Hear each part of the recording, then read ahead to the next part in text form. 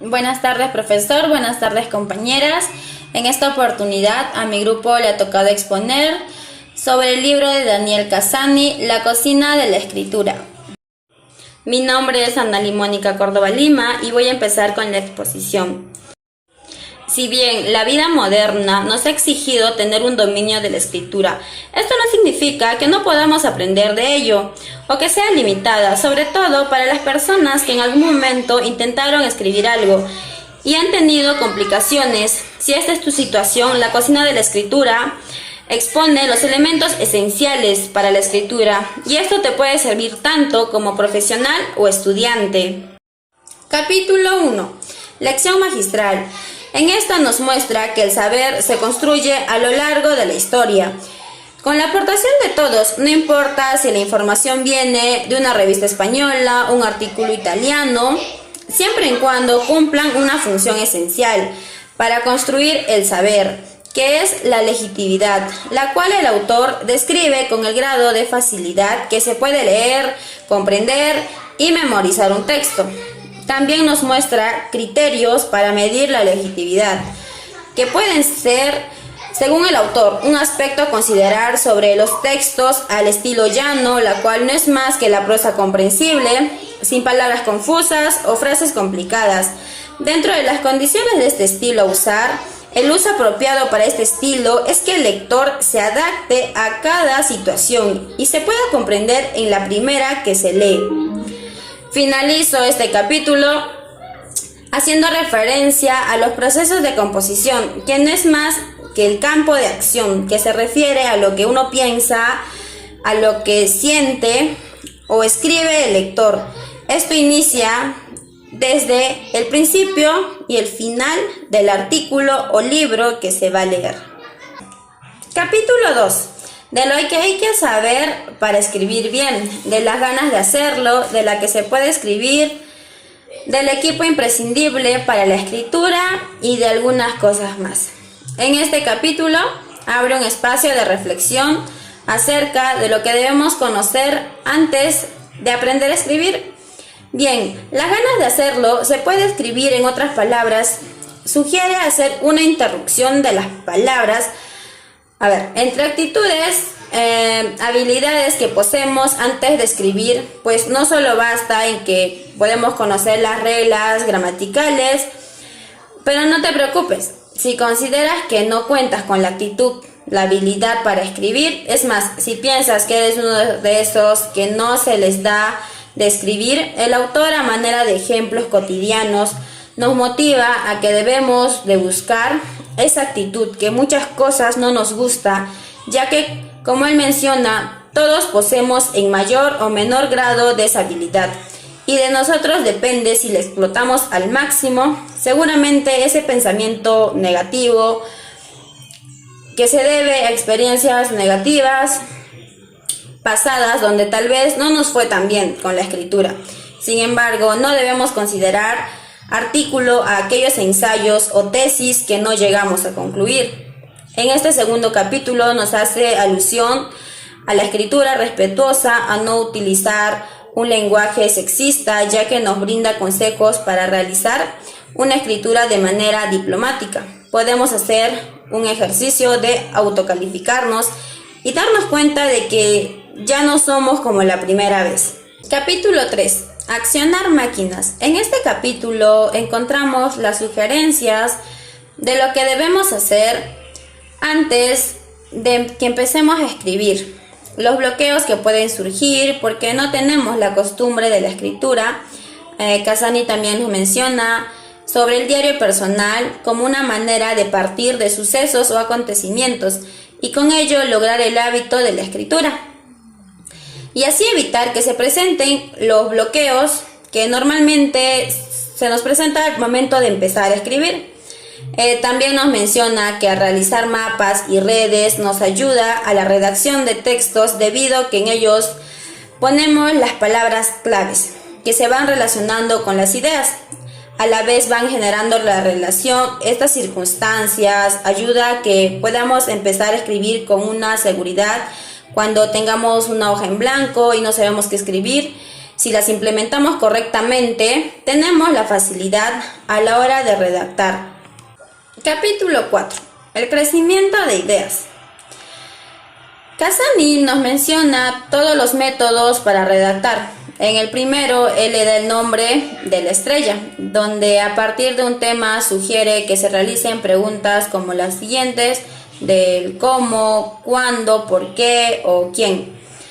Con estas preguntas podemos continuar realizando una estructura del texto referido al tema estudiado que nos ayudará a tener ideas de lo que queremos escribir. También nos menciona la técnica del cubo, que consiste en estudiar las 6 caras a partir de un punto, lo cual nos lleva a 6 pasos que debemos seguir, que son comparar, analizar, aplicar el resultado de un texto muy enriquecedor.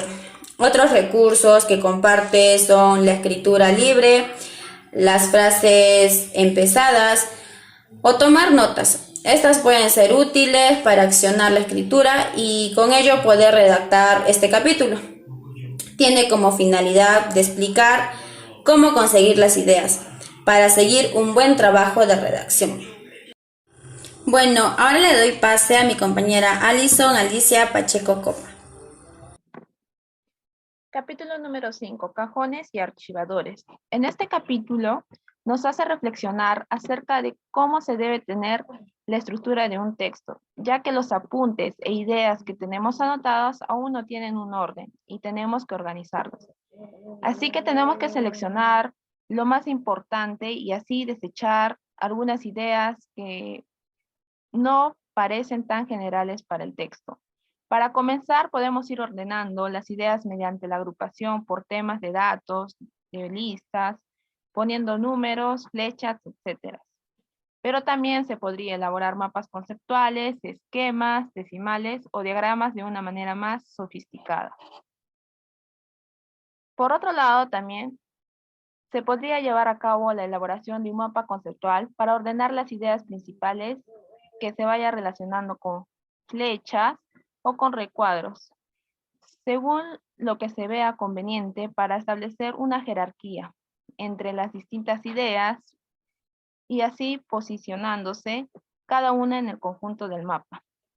Lo que dice el autor Cassani sobre los mapas conceptuales tiene una serie de ventajas respecto a los esquemas tradicionales.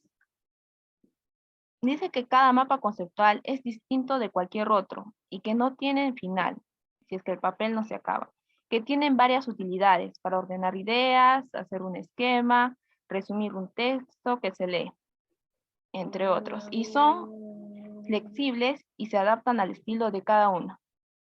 Cassani también comenta que el texto es el mensaje completo y que se marca con un título inicial y punto final, que cada capítulo o apartado trata de un subtema del conjunto y se introduce con un subtítulo. Los párrafos tienen también unidad significativa y se separan en el texto. Las frases empiezan con mayúscula inicial y terminan con punto y seguido. Que cada capítulo puede tener de 3 a 6 apartados o subcapítulos y que cada apartado un número variable de párrafos y cada párrafo una media de 4 o 5 frases, que en total vendrían a ser 5 o más niveles de... Capítulo número 6. Los párrafos. Ni siquiera la puntuación es tan importante en el texto y al mismo tiempo tan desconocida como lo es el párrafo. Se suele definir el párrafo como un conjunto de frases relacionadas que desarrollan un único tema.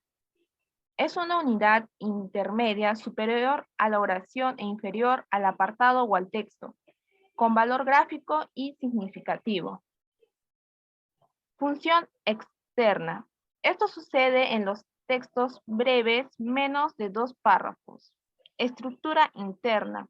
Elemento más importante es la primera frase. Extensión. Esto varía según nuestro texto, puede ser de 50 palabras o solo 100 palabras, no a más.